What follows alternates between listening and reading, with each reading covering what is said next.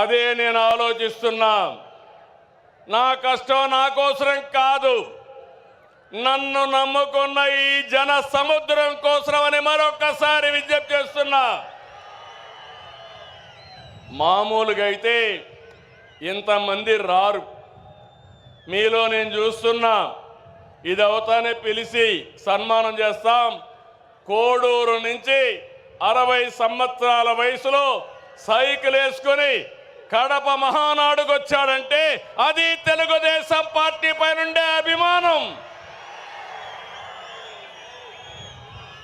వారిని చూడండి తమ్ముళ్ళు, ఇలాంటి కార్యకర్తలు ఉన్నారంటే ఈ పార్టీకి పూర్వ జన్మ సుకృతం.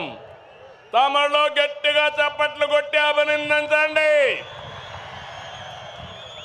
ఒక స్ఫూర్తి ప్రదాత. పార్టీ అంటే ఇట్లుండాలి. మనం అందరం ఈ మారిగా ఉంటే ఇంకా వైఎస్ఆర్ కాంగ్రెస్ పార్టీకి అడ్రస్సే ఉండదు. అవునా కాదా? ఉంటామని చెప్పండి. అలాంటి కార్యక్రమాలతో ఈరోజు ముందుకు పోతున్నాం. నెల నెల పింఛన్లు ఇస్తున్నా మనం ఏ స్థాయిలో సంక్షేమం అందిస్తున్నాయో చెబుతుంది. దేశంలో ఏ రాష్ట్రమైనా 64 లక్షల మందికి పింఛన్లు ఇస్తున్నారా అని అడుగుతున్నా, సవాలు విసురుతున్నా.